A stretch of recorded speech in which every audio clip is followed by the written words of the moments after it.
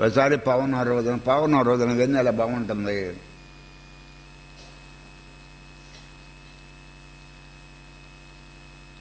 అరుంధతి వశిష్ఠుడు కూర్చుని ఉన్నారు. అంటే నువ్వు ఎంత వేసగాడైనా ఒక మనిషి ఎలా ఉన్నాడు, ఆ మనిషిలాగా ఇది అయిపోగల శక్తి ఉన్నప్పటికీ వేషాలు వేస్తారు కదా, లేదా ఒక మనిషి ఎలా ఉన్నాడో అలాగే మనం కూడా అయిపోగల శక్తి ఉన్నప్పటికీ కానీ అరుంధతిలాగా ఎవరు అవ్వలేరని చెప్తారు. అంటే ఆవిడ ఉన్న ప్యూరిటీ అట్లా ఉన్నది. ఆ విషయం వదిలేదు, దానికి అది కాదు.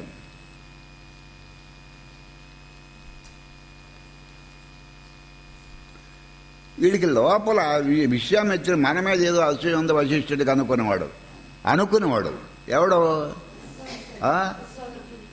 పోనీ ఉంటే మటుకేముంది. ఇలా చిన్న చిన్న బలహీనతలు ఉన్నాయి ఆయనకు. ఆయన జ్ఞానే, లేకపోతే ఇది గీత. ఇప్పుడు దీనికి ఎవరో మరి ఆయనే కదా, ఇది కనిపెట్టినాడు ఆయన. గాయత్రి మంత్రం కనిపెట్టినాడు ఆయన. గాయత్రి మంత్రానికి మించిన మంత్రం లేదని భగవాన్ కూడా చెప్పారు. చిన్న చిన్న వీక్నెస్లు ఉండేవి ఆయనకి, కానీ జ్ఞాని కానివాడు గాయత్రి మంత్రం ఎలా డిస్కవర్ చేస్తాడు. సరే, వశిష్ఠుడినే అరుంధతి కూర్చుని ఉన్నారు.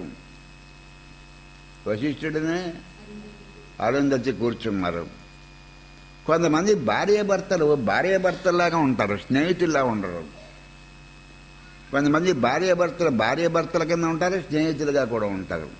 అంటే వాడి భార్యాభర్తలను అనుకోను, ఫ్రెండ్స్ అనుకుంటాం మనం. ఫ్రెండ్స్ అనుకుంటాం. అసలు వాళ్ళు హస్బెండ్ వైఫ్ అనుకోం, ఫ్రెండ్స్ అనుకుంటాం. మనం ఉండగా ఫ్రెండ్స్ అనుకుంటాం.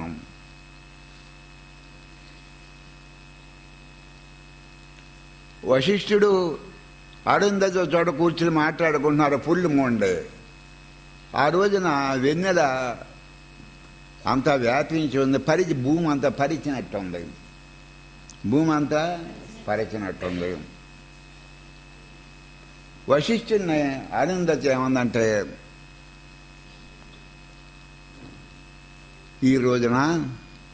ఈ పూర్ణిమ రోజున వెన్నెల చాలా అద్భుతంగా ఉంది. ఈ వెన్నెలతోటి ఇంకో పూర్ణిమకు వెన్నెలతోటి పోలిక లేదేమో. వెన్నెల 100కి 100 పాళ్ళు వెన్నెల అమృతాన్ని కురిపిస్తుంది ఈ రోజున అని అరుంధతి వశిష్ఠుడితో అంటుంది.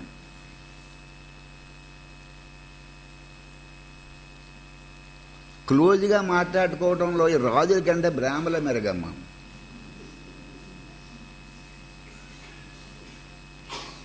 ఈ రాజుల మీద బ్రాహ్మల మెరుగండి. వాళ్ళు బాగా మాట్లాడుకుంటారు. అంటే ఓపెన్ హార్టెడ్తో మాట్లాడుకుంటారు.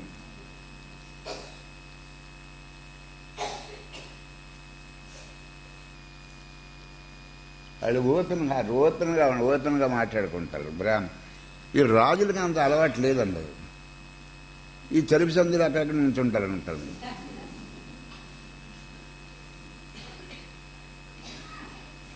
ఈవిడి మామూలుగా అంత వశిష్ఠుడు ఈ రోజున వెన్నెల చాలా బాగుంది అని అప్పుడు వశిష్ఠుడు ఏమన్నాడంటే, అవును మరి వెన్నెల పరిచింది, వెన్నెల భూమి అంతా పరిచినట్టే ఉంది.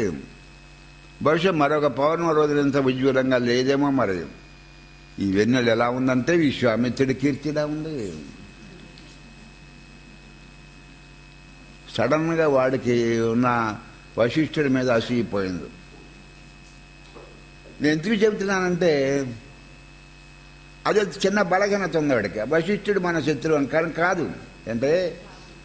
అది ఈ మాట వినటంతో అది ఒకటే బలహీనత ఉంది కదా, సడన్గా అది పోయింది. 100 ఉంటే ఎలా పోతాయి?